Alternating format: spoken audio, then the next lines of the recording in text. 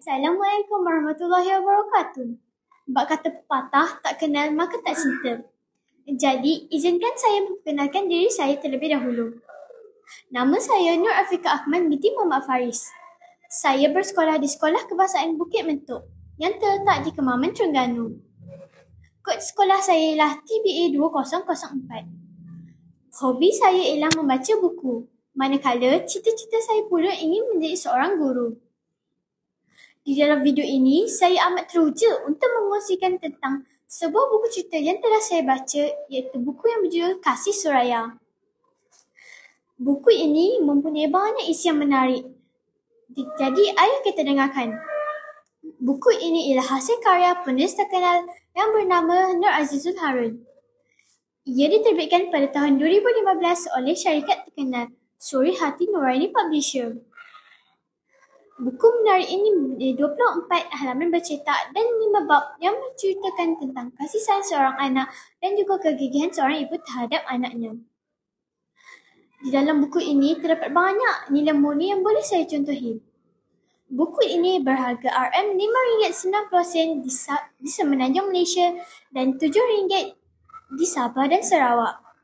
Harga yang ditawarkan sangat berpatutan serta mampu dimiliki oleh pelajar seperti saya. Tema utama dalam cerita ini menarik perhatian saya, ialah semangat kekeluargaan dalam diri, nilai persahabatan dan juga semangat yang tidak mengenal erti putus asa. Jalan ceritanya juga menarik perhatian saya kerana ia mengisahkan tentang seorang murid yang bernama Suraya. Suraya sudah kehilangan bapanya sejak 2 tahun lalu. Suraya dibesarkan dengan penuh kasih sayang oleh ibunya yang bernama Mak Jenab. Pada masa yang sama, Suraya bersahabat baik dengan rakan sekolahnya Anis. Mereka sangat rapat, bak kata pepatah bagi isi dengan kuku. Begitulah boleh diumpamakan betapa rapatnya mereka. Mereka sering menghabiskan masa bersama-sama pada waktu persekolahan maupun selepas waktu persekolahan. Pada setiap tahun, Suraya pasti akan memberikan hadiah kepada ibunya sempena Hari Ibu. Seperti pada tahun yang lalu, Suraya sudah menghadiahkan sejambak bunga mawar kepada ibunya, iaitu bunga kesukaan ibunya.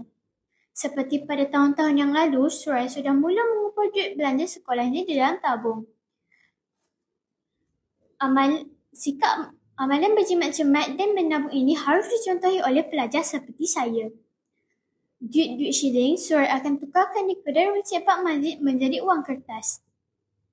Apabila hampir tiba Hari Ibu, Suraya akan mengajak Anis untuk pergi ke Pekan Kuala Ketil untuk mencari hadiah yang istimewa buat ibunya. Setelah mendapat kebenaran daripada ibunya, mereka pergi ke kedai cermata. Di sana terdapat banyak hadiah yang boleh diberikan kepada ibunya.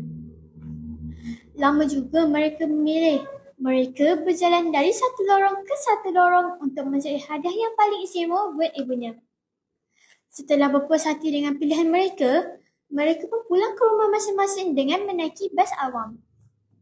Pasti ibuku akan gembira dengan hadiah ini, kata Suraya dengan penuh semangat. Pada bab 4 merupakan klimaks penceritaan, kerana setibanya mereka turun dari bas, mereka berjalan kaki pulang ke rumah masing-masing.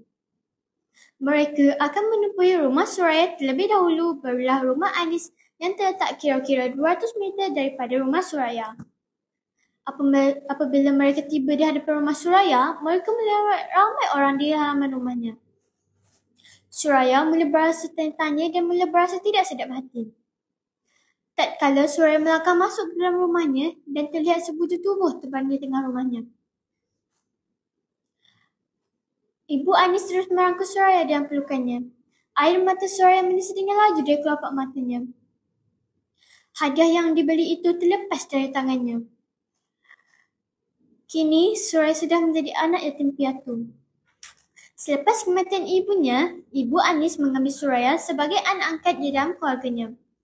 Anis tahu, berat mata memandang, berat lagi kesedihan yang ditanggung oleh Suraya. Suraya rasa sangat terharu. Budi pekerti keluarga Anis tidak ternilai harganya. Suraya rasa dia sudah dikurniakan sebuah keluarga baru yang mempunyai hati budi yang sangat tinggi.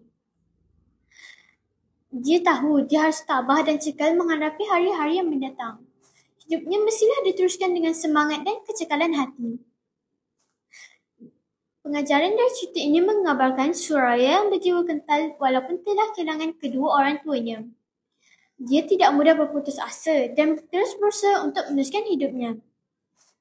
Demikianlah cerita saya dan kisah kasih Suraya.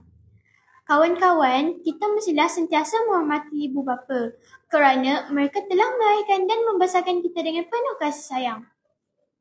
Seterusnya, kita juga perlu menghargai mereka kerana jasa mereka tidak terhingga. Kasihnya ibu membawa ke syurga, kasihnya saudara masa berada. Akhir sekali, ingin saya katakan buku ini sangat bagus dari segi jalan ceritanya. Sekian, terima kasih.